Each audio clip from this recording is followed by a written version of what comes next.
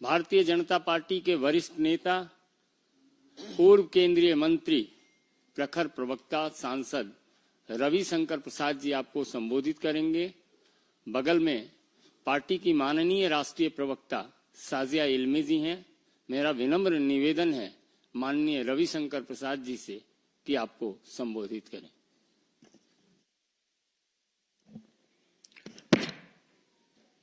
Party की media cell के को कन्वीनर मित्रवर संजय जी, प्रवक्ता साजिया जी, पत्रकार मित्रों, पहले क्षमा चाहता हूं, ट्रैफिक में फंसा हुआ था तो मैंने ही कहा कि आप 12 का 12:30 कर दीजिए, इसलिए आपको थोड़ा बैठना पड़ा। मित्रों, हम उम्मीद करते थे कि तीसरी बार सत्ता से बेदखल होने के बाद कांग्रेस पार्टी, उनके सहयोगी गठबंधन के लोग और उनको प्रमोट करने वाले टूल किट के लोग थोड़ा संयम और शांति रखेंगे। लेकिन नरेंद्र मोदी जी के खिलाफ इतना दिल में घृणा है कि तीसरी बार प्रधानमंत्री कैसे बन गए,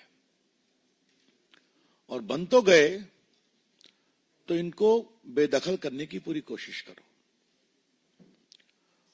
और पीड़ा की बात यह है, हारने के बाद अब वो भारत को आर्थिक रूप से अस्थिर करने के षड्यंत्र में जुटे हुए हैं। On behalf of the National Forum of the BJP, we would like to say with full sense of responsibility that after being rebuffed by the people of India, the Congress Party, its allies, and its closest allies, the Toolkit Gang,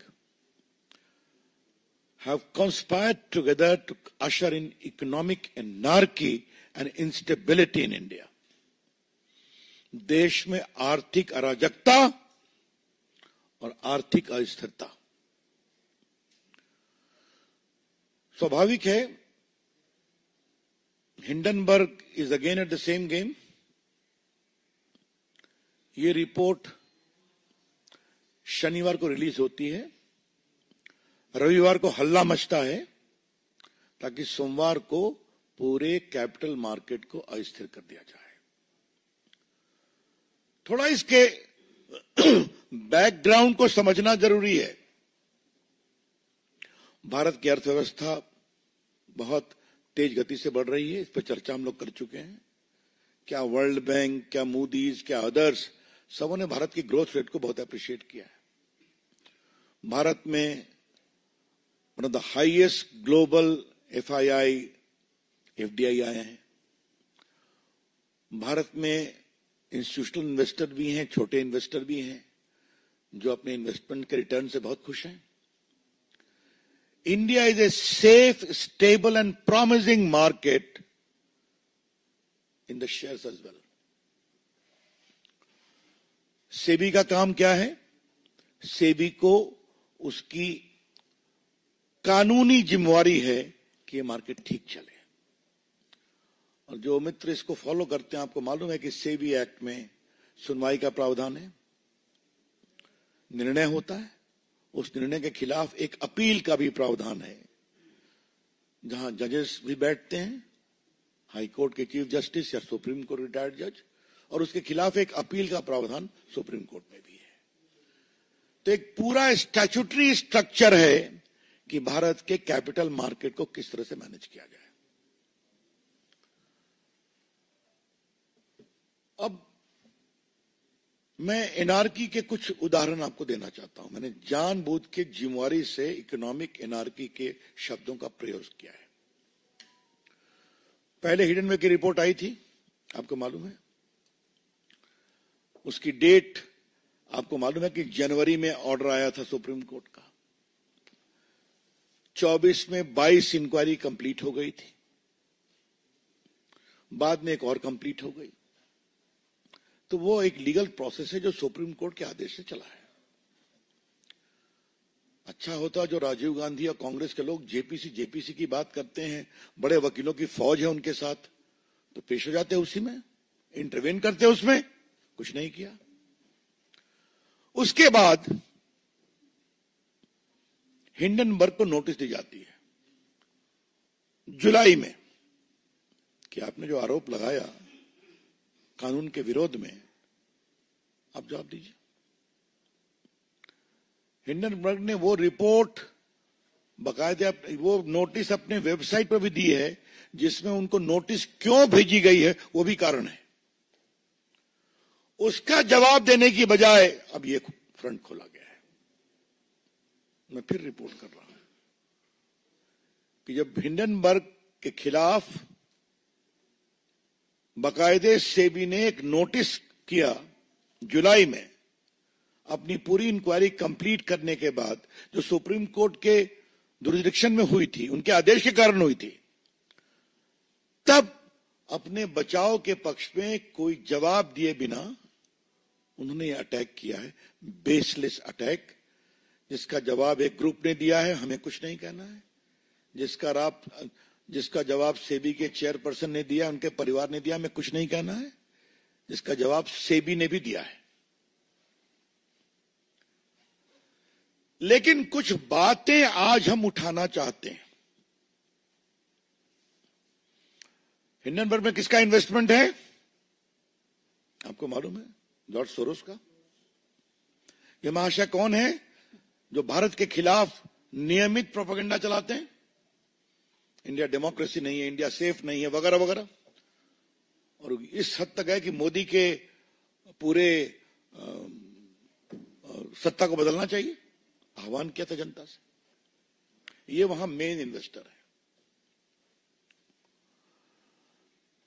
लेकिन सवाल पूछना Congress party से, क्या चाहते हैं आप?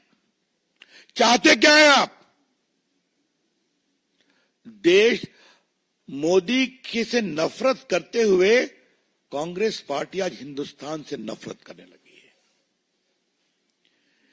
इन their pathological hatred against Narendra Modi ji, led by Mr. Rahul Gandhi and his friends, toolkit gangs, Congress party today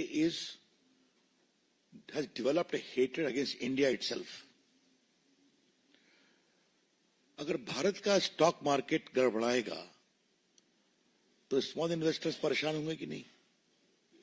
आज करोड़ों की संख्या में स्मॉल इन्वेस्टर्स हैं कि नहीं? छोड़ दीजिए इंस्टीट्यूशनल इन्वेस्टर्स की बात, बाकी बातें।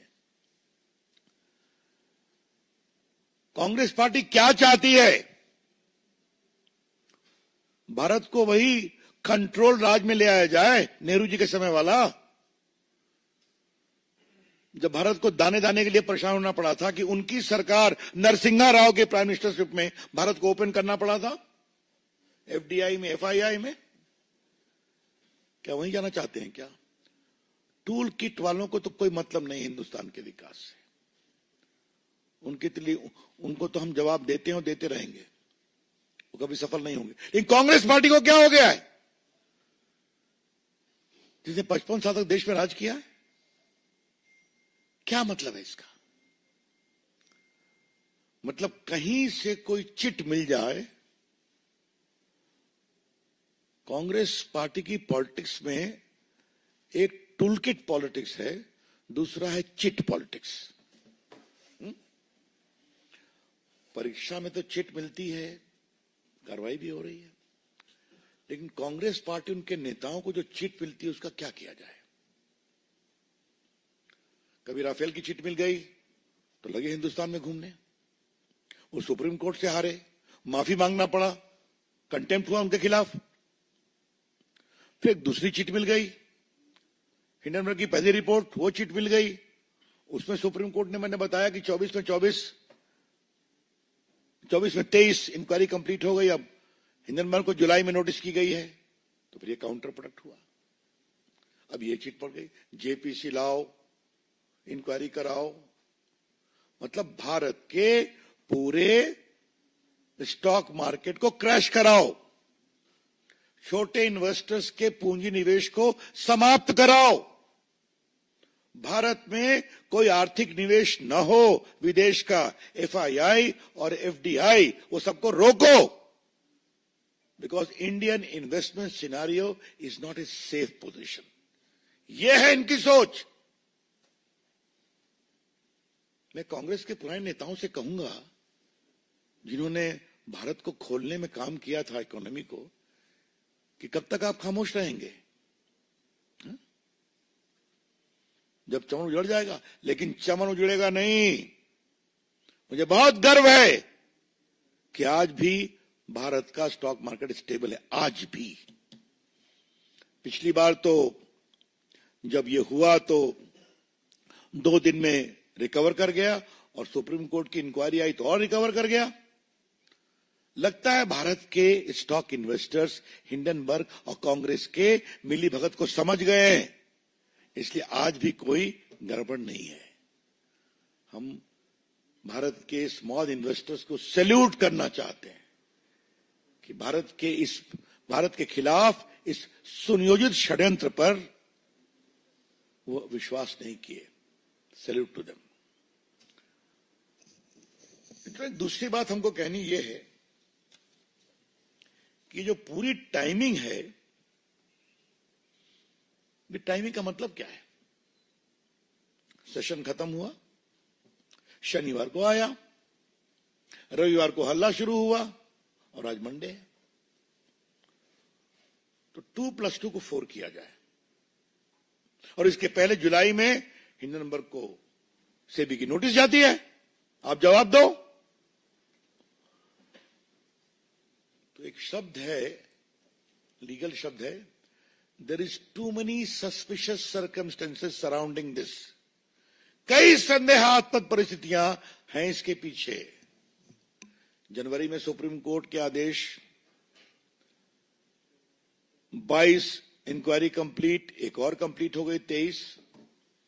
अपनी पूरी रिपोर्ट बनाने के क्रम में इस इंक्वायरी के बाद जो सेबी ने बताया उसमें मुझे कुछ नहीं कहना है, वो सेबी का विषय है। उन्होंने नोटिस दिया हिंडनबर्ग को जुलाई में, आप जवाब दीजिए। तो फिर ये बम फोड़ने की कोशिश की गई, और ये बम तो फुस निकला, लेकिन उसको लॉक लिया कांग्रेस पार्टी ने, जेपीसी। भाजपा का आरोप है कांग्रेस पार्टी हिंदुस्तान को आर्थिक रूप से कमजोर करने के षड्यंत्र में शामिल है। BJP wants to say with full sense of responsibility that the present leadership of Congress Party is involved in creating economic anarchy in India based upon these fictitious reports। Congress party के जो 2-3-4 प्रदेश बचे हैं, मैं उनके मुख्यमंत्रियों को कहूंगा कि आपके यहां विदेशी पूंजी निवेश नहीं हो क्या? नहीं है क्या? जिस ग्रुप को लेकर के रोज वो माला जपते हैं, उस ग्रुप के काफी पूंजी निवेश तो उन प्रदेशों में भी हो रहे हैं। तो क्या मामला है, क्यों है ये? मित्रों, भारतीय जनता पार्टी कांग्रेस के इस पूरे षड्यंत्र को देश में बेनकाब करेगी, पूरे देश को बताएगी किस प्रकार से सुनियोजित षड्यंत्र के तहत कांग्रेस पार्टी, इंडिया गठबंधन और हिंडनबर्ग ये साथ मिलकर काम कर रहे हैं। इसीलिए फिर रिपीट करूंगा, जुलाई में नोटिस, सुप्रीम कोर्ट के निर्देश पे इंक्वायरी कंप्लीट, अब आप जवाब दो, फिर ये आ गए मैदान में। और याद करिए, सुप्रीम कोर्ट के सामने लंबे हियरिंग में एक बार भी कांग्रेस पार्टी या टूल किट के लोग इन्वॉल्व नहीं हुए। क्या हमें यह कहना है? और याद करिए, एक बार राहुल गांधी ने कहा मेरा भी फोन कौन सा था संजय, जो पेगासिस, थैंक यू पेगासिस। अब सुप्रीम कोर्ट इंक्वायरी चली तो हमें लगा राहुल गांधी कम से कम अपना फोन तो दे देंगे कि उनकी फोन की भी जांच हो जाती। नहीं दिया। अब क्यों नहीं दिया? उस फोन में क्या था, क्या निकलता, कैसे निकलता, छोड़ दीजिए। तो आप खाली आरोप लगाएंगे और भाग जाएंगे, और इंक्वायरी आएगी तो उसमें जाएंगे नहीं। ये टोटल है। तो मित्रों, देश को आश्वस्त करना चाहते हैं कि भारत नरेंद्र मोदी की अगुवाई में तीसरी इकोनॉमी को बनना है तो बनेगा। मनमोहन सिंह की सरकार ने फ्रेजाइल इकोनॉमी छोड़ा था, 11th या 12th पर थे, 5वीं पर ले आए। भारत में पूंजी निवेश होता था। मैं आज आपको बताऊं, 2012-13 में मैं न्यूयॉर्क में गया था एक एड्रेस करने के लिए, तो पूंजी निवेशक मुझसे मिलने आए। मैं बीजेपी का उसमें मुख्य प्रवक्ता था। क्या हम लोग भारत से अपनी संपत्ति वापस लगा लें क्या? मुझे कहा कि प्लीज हैव पेशेंस। तो ये करना चाहते हैं ये लोग। तो इसलिए हम, और एक अंत में सवाल पूछना है, और ये सवाल बहुत इंपॉर्टेंट है पूछना। मनमोहन सिंह के 10 साल के शासन में तो खूब स्कैम हुए थे।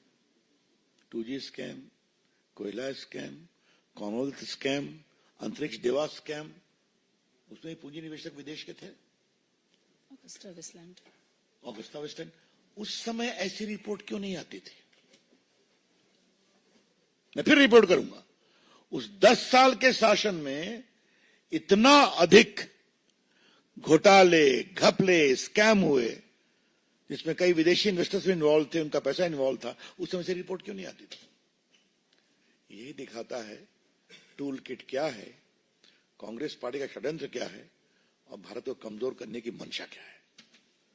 इसे हम सफल नहीं होने देंगे, ये हम कहना चाहते हैं। नहीं तो एक दूसरा विषय आपके सामने रखना है। ममता जी, आपके राज में, बंगाल में क्या हो रहा है? एक महिला डॉक्टर के साथ बलात्कार किया गया, दरिंदगी की हद कर दी गई।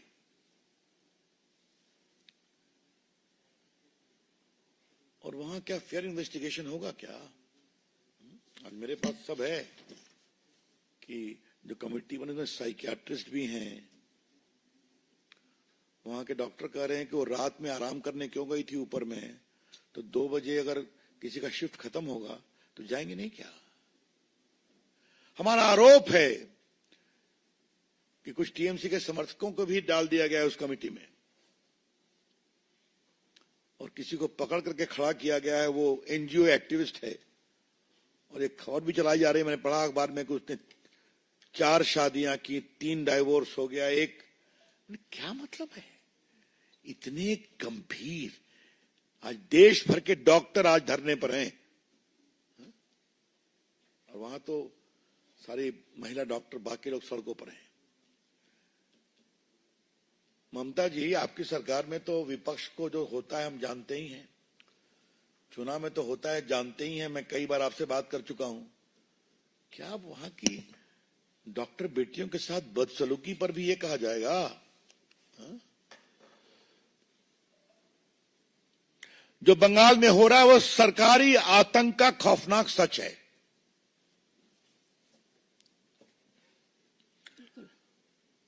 मैं फिर कहूंगा, बंगाल में जो हो रहा है वो सरकारी आतंक का खौफनाक सच है।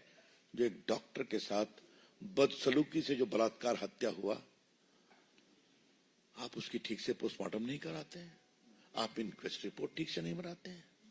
डॉक्टर अजीब प्रकार की बातें कर रहे हैं, कुछ लोग सुसाइड की बात कर रहे हैं।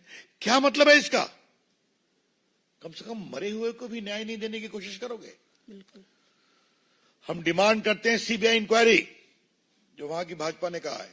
और ममता जी, आप बार बार सीबीआई से भागती हैं, कम से कम एक मरी हुई डॉक्टर की नृशंस हत्या करके न्याय दे दीजिए। आप कहिए, हमें कोई आपत्ति नहीं है। We condemn this kind of heinous attempt for cover up. दुर्भाग्यपूर्ण है। That's all from my side मित्रों।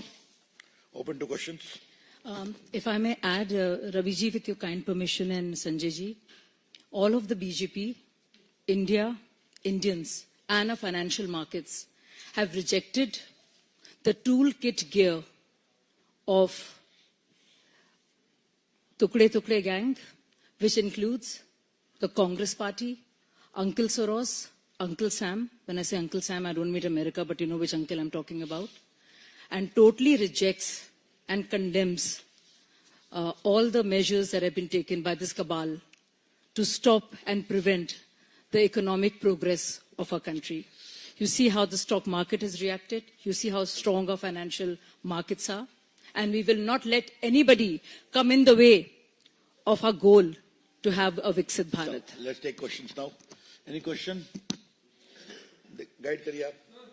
रुकिए साहब. एक एक करके देवेंद्र परा सर.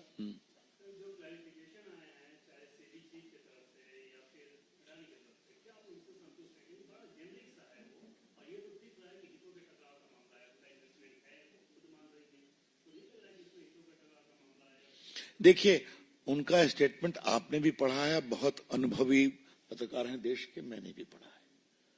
उन्होंने विस्तार से दिया है कि जिस समय वो प्राइवेट सिटीजन थी उन्होंने किया था. अच्छे इन्वेस्टर्स वो रहे हैं, इस फील्ड में रहे हैं, और मेरे यहाँ इंस्टीट्यूशनल मैकेनिज्म पूरा है रिक्यूज करने का. हमने रिक्यूज किया है और डिस्क्लोज किया है, तो हमने सारी बातें लिखी हुई हैं, तो फिर उसको अविश्वास क्यों करना है. और अडानी ने भी कहा है, पहले भी ये करते थे, बाद में भी करते हैं. तो एक प्रकार से उनका सिंगल पॉइंट एजेंडा चल रहा है अडानी के खिलाफ. जवाब उन्हें दिया है. हम तो लार्जर पॉलिटिकल इशू के लिए यहाँ पर हैं. यतीन्द्र शर्मा टीवी 18. कांग्रेस ने आरोप लगाया कि आरोप हिंडनबर्ग ने सेबी पर लगाए हैं, बीजेपी को जवाब दे रही है, आरोप अडानी पर है, बीजेपी भी जवाब देने उनके लिए मोहब्बत छुप छुप के हो रही है. जीना हम मोहब्बत छुप के नहीं, खुलकर करते हैं. हमें मोहब्बत देश के स्मॉल इन्वेस्टर से है, हमें मोहब्बत देश के आर्थिक विकास से है, हमें मोहब्बत भारत की आर्थिक स्टेबिलिटी से है, जिसको तोड़ने में वो लगे हुए हैं. आनंद पांडे टीवी 9.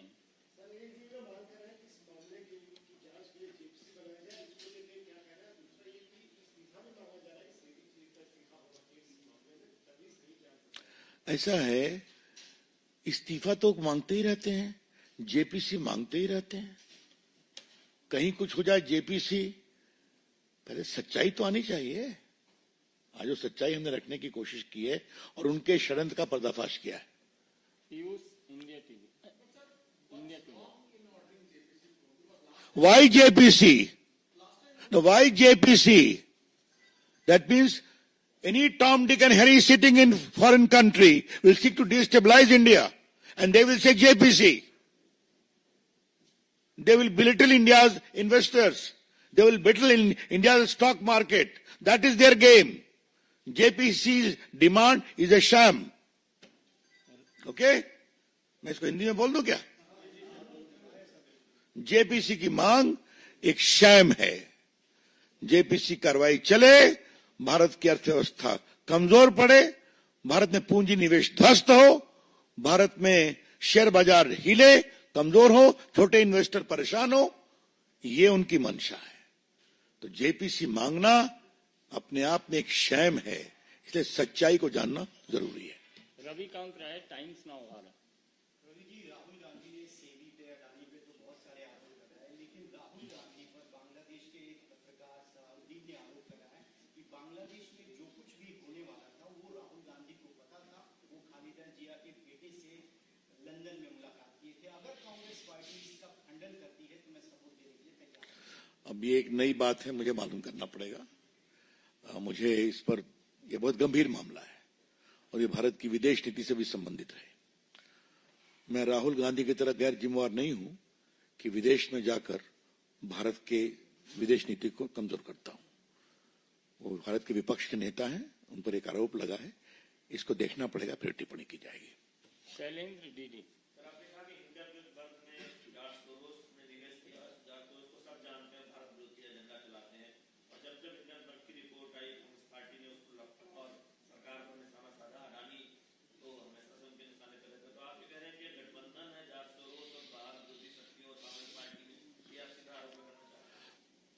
इस आरोप के मेरे पास काफी तथ्यगत सबूत है ना. जब भी राहुल गांधी बाहर जाते हैं, भारत के लोकतंत्र पर प्रहार करते हैं कि नहीं? भारत की मीडिया पर प्रहार करते हैं कि नहीं? भारत की जुडिशरी पर प्रहार करते हैं कि नहीं? भारत की संस्थाओं पर प्रहार करते हैं कि नहीं? ये तो कई बार चर्चा हो चुकी है इस पर नया कुछ कहने की जरूरत नहीं है. इसलिए टूल किट गैंग का काम क्या है? जस्टिस नहीं मिलता. टूल किट गैंग का काम क्या है? आप लोग बिके हुए मीडिया के लोग. टूल किट गैंग का काम क्या है? भारत के सारे इंस्टीट्यूशन कॉम्प्रोमाइज हैं. ये उनकी कहानी है। Republic.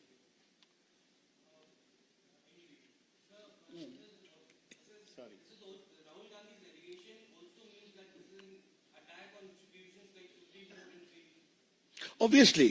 Obviously. But by the way, since when has Rahul Gandhi learned to respect institutions? Remember a very famous television portrait when he was tearing the ordinance of his own government? It is nonsense. Does he care for the institution of the Prime Minister, even of his own government? If we mention even half of the belligerence with which he complains against media people, what will happen to us? So we all know it. Sanjay Sharma, अंतिम प्रश्न है क्योंकि आप लोग को आगे भी काम होगा। सर मेरा एक सवाल बांग्लादेश पर है। बांग्लादेश के जिस तरीके से हिंदुओं के साथ जो घटनाएं घटी हैं उस पर सर एक बात। देखिए, हमारे प्रधानमंत्री जी ने ऑलरेडी शुभकामना के साथ हिंदुओं की सुरक्षा के बारे में कहा था। इससे अधिक और गंभीरता से क्या कहा जाए? वहां हिंदू बड़ी संख्या में हैं, अल्पसंख्यक रहते उनके अधिकार हैं, उनके मंदिर हैं, उनके पूजा स्थल हैं, तो हम भी चाहते हैं हिंदू सुरक्षित रहें। तो ये प्रधानमंत्री के लेवल से बताया गया है। लेकिन ये सवाल मैं नहीं कहना, आपने सवाल पूछा है तो एक सवाल, संजय जी मैं सवाल एक कर दूं? एकदम। वहां हिंदुओं के इस पीड़ा पर हिंदुस्तान में खामोशी क्यों है? जो रोज सवाल पूछते हैं, हाँ, विपक्ष, इंडिया गठबंधन, उनके नेता राहुल गांधी, एक शब्द नहीं कहा उन्होंने। एक शब्द का मतलब एक शब्द नहीं। मोहित भट्ट, बस एक।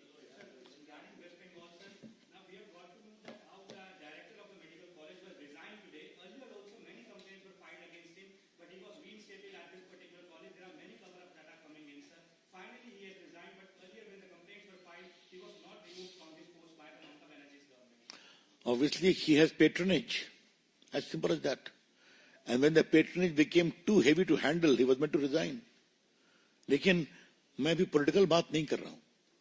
उस डॉक्टर बेटी की आत्मा को न्याय मिलेगा कि नहीं मिलेगा, ये बड़ा सवाल है। बहुत बहुत धन्यवाद। Thank you.